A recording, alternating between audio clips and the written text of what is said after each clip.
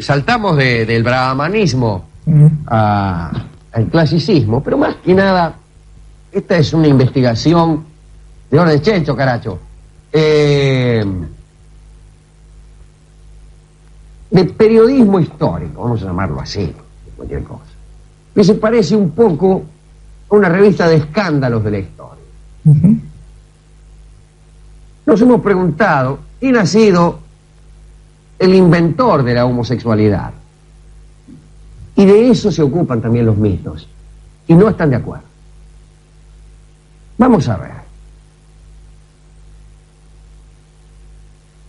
Por ejemplo, acerca de la invención de la pederastia, hay numerosísimas postulaciones. Recordamos todos a Ganímedes. Era un joven pastor, estaba muy rico el tipo, ¿no? Muy lindo tipo de muchacho. Entonces cuentan que Zeus, que por cierto era un hombre que no se privaba de nada, desde luego era un dios, no un hombre. Sí. Y como era pues el principal de todos los dioses, no se privaba de nada. Ahí lo ve a Ganímedes ahí pastoreando. Qué lindo tipo de semidios, dice. Claro, dice, está Bonaglia, y lo rapta. Redondamente lo rapta. Algunos dicen que se convierte, saben que Zeus se convertía en cosas para poder acceder a las mujeres que amaba, y en este caso también se convierte en águilas para raptar entre sus garras al joven pastor, que un día estaba ahí entre las ovejas, cuando quiso acordar, había un águila que lo había agarrado, vaya a saber de dónde, y que se lo llevó al Olimpo. Raptar pastor no es buen negocio, dice un viejo refrán griego. Claro. Bueno. Y pues allí, en compensación, le regaló al padre del pastor una copa de oro hecha por Hefestos, allá en los talleres del Olimpo, y se lo llevó y lo puso de copero a Ganímedes. Copero no es, como pueden pensar ustedes, un señor que trabaja en un cabaret olímpico, tratando de hacer tomar whisky a los marineros. Pero más o menos. Pero más o menos. Sí. En realidad es el que servía las copas de Zeus, una tarea que estaba reservada a una mina, Hebe, que fue relevada de esa tarea cuando raptaron a Ganímedes. Pero además de hacerle servir copas, desde luego Zeus se entregaba a fervorosos juegos amorosos con este muchacho, porque le gustó el muchacho. Zeus amó a muchas mujeres, pero también a Ganímedes. Bueno, muchos dicen que no fue Zeus el que raptó a Ganímedes, sino que fue Minos. Minos, el famoso rey de Creta, el esposo de Pasífae. ¿Se acuerda aquella que se enamoró de un toro? Un toro que también venía de un milagro, no viene al caso citar. Y que entonces le encargó a Dédalo, el ingeniero que trabajaba para su marido, que hiciera una ternera artificial, y metiéndose dentro de ella, pues alcanzó a disfrutar del toro, si me permite usted la expresión. Como resultado de esos amores, nació el celebérrimo Minotauro, que no era otra cosa que el centro humano del laberinto de Creta, de Knossos. Criadillas, sí. Bien. Pero dicen que este rapto de Ganímedes por Minos es el que inaugura la costumbre de la pederastia. El primer amador homosexual fue Minos, y con Ganímedes. Minos, por cierto, tenía muchísimas amantes. Tantas tenía que Pasífae, que también era bruja, le había hecho un encantamiento, ¿usted sabe? Y resulta que, en virtud de ese hechizo, todas las amantes de Minos eran muertas por unos escorpiones que le salían del cuerpo a Minos después del amor, ¿no?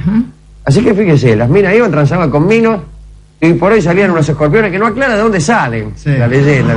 Dice, salían de su cuerpo. Bueno, de algún lado tendrían que salir por alguno de los 9 agujeros, dirían los egipcios. El ardor después del amor, sí.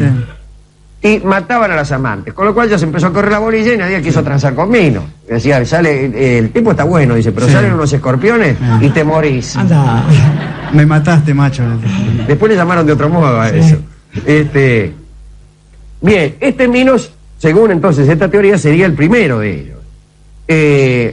Otros dicen que el primero, ¿sabe quién fue? Agárrese, compañero, Layo, el papá de Edipo. El papá de Edipo. No se puede confiar en nadie. No se puede confiar en nadie. Mi viejo dijo. ¿Qué familia es esa? ¿En serio? La mamá con el pibe y el otro. La mamá anda con el hijo y el padre inventa la pederastia. Sí, pero si tu viejo es el inventor, dice.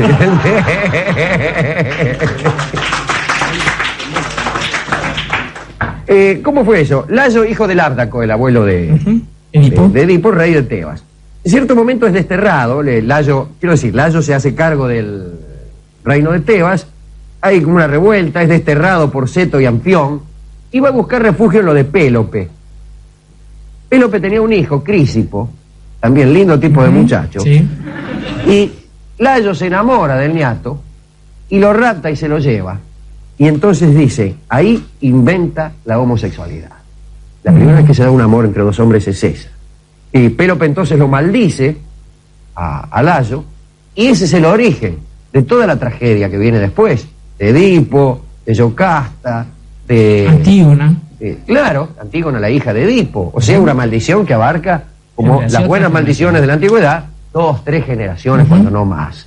Y todo lo que pasó, el encuentro entre Layo y Edipo en el camino, donde Edipo mata a su padre, el incesto con su madre, toda la tragedia nace en ese amor homosexual de Layo por el hijo de Pélope, Crisipo, que después se suicida, además, de vergüenza. Pero hay todavía como una especie de cuento suplementario, de segunda versión de esta historia, según la cual Edipo también estaba enamorado de Crisipo, y en realidad fue por eso que mató a su padre.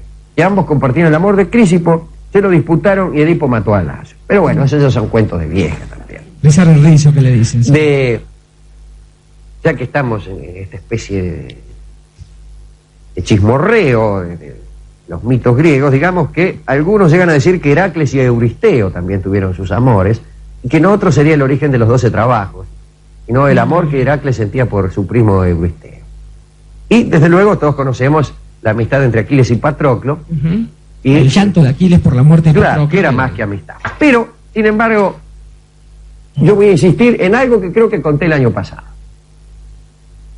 La apuesta de este programa por la invención de la pederastia se inclina por esta historia de Támiris,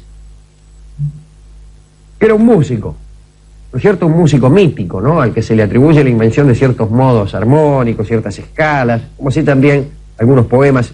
Hay libros que parece que se han perdido, se le atribuyen al tipo una teogonía, una cosmogonía y una titanomaquia, que nosotros que sospechamos el griego sabemos que debe contar la lucha de los titanes contra los dioses. Dice que es el inventor de un modo armónico, alguna escala que se llama justamente el modo Dorio, en homenaje a nuestro compañero de trabajo Jorge Dorio. Sí, cómo no. Así que nada como tiene también que ver con las costumbres privadas, sino con su idea acerca de la música, digámoslo de una buena vez. Un modo de hacer escala, por ejemplo, Como ¿qué las es un modo? Vamos a ilustrar lo que es un modo. Por ejemplo, el modo mayor es este. Este es un modo mayor.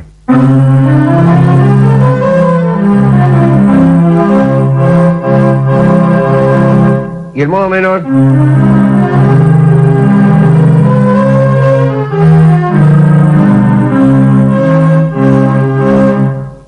Son los dos modos de la música occidental, pero hay otras clases de música y hay otros modos, y hay escalas distintas, la escala frigia, en fin.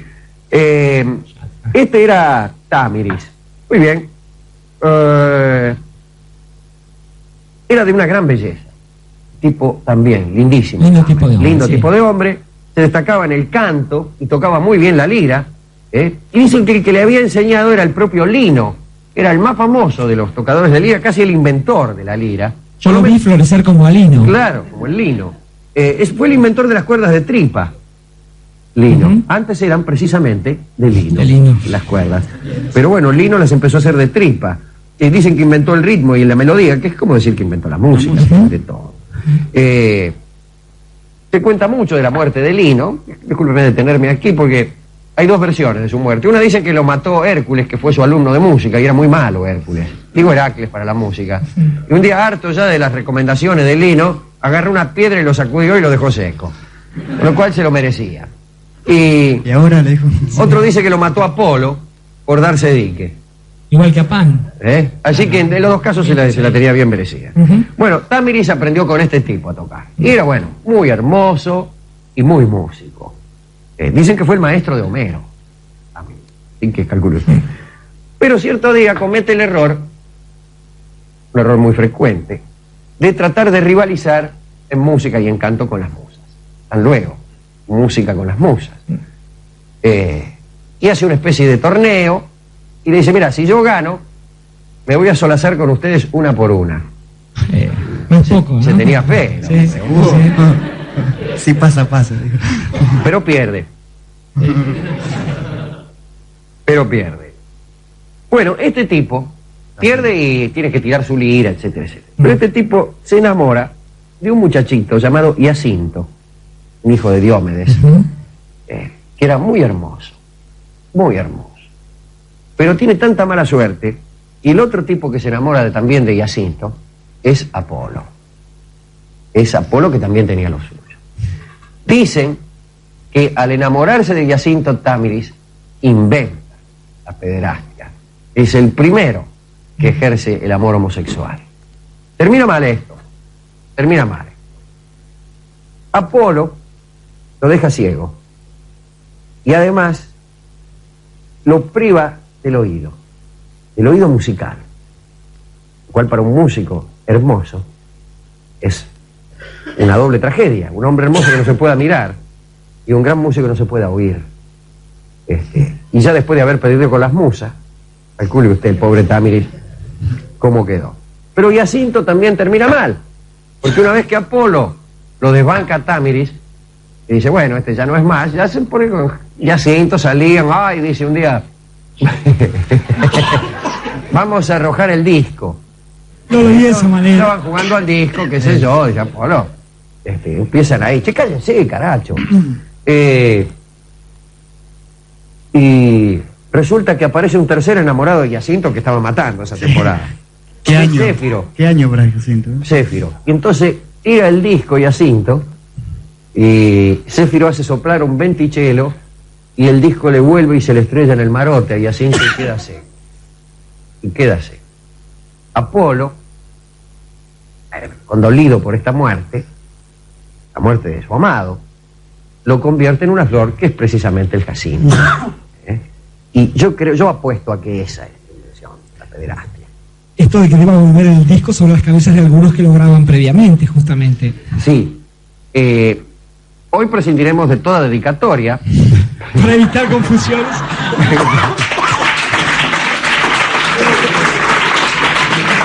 Para evitar confusiones entre nuestros amigos. Indiscreciones. Digamos. De todos modos, vamos a escuchar un tango que solía cantarle Támiris a su amigo Jacinto, después de que lo dejó por Apolo. Esta es la versión de Charlo. Pido disculpas en nombre de Charlo, un gran cantante, que esta es una gran versión, pero tiene un final que a mí nunca me ha gustado. Como un exceso de Charlo. Al final del tema quizás hagamos una aclaración acerca de las costumbres privadas de la gente y aquello por lo cual hay que recordar a un artista. Muy bien. Privada, ¿no? Hay gente que se regodea con las desgracias. Tiene la torpeza, por ejemplo, de recordar a Ezra Pound como un fascista en lugar Hoy hablamos de exactamente poeta, ¿no? de eso. De este siglo. Alguien nombra a Ezra Pound, un gran poeta, un gran poeta de este siglo, y todos empiezan a recordar su fascismo, etcétera, etcétera. Y dice, Ezra Pound, un fascista. Oscar Wilde, un homosexual. Bueno, por favor. No todos los fascistas han escrito los versos de Pound. No basta con ser un fascista, no basta con ser homosexual. Con ser homosexual para escribir la importancia de llamarse Ernesto, por favor. Y bien es cierto que el artista debe preservar en su vida algo de su obra. Debe avalarla, debe sostenerla, debe hacerla creíble en su vida. También es cierto que hay cosas que no deben ser examinadas. Hay cosas que no deben ser examinadas. Y mucho menos que no deben ser puestas por delante, porque así como un poeta tiene derecho a ser juzgado por sus mejores versos, caramba, alguien que se ha tomado el trabajo de ser absolutamente genial,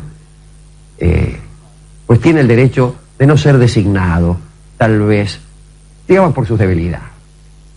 Pero sin embargo hay esa tendencia, una desagradable tendencia, a llamar el petizo, el pulastrín, el fascista.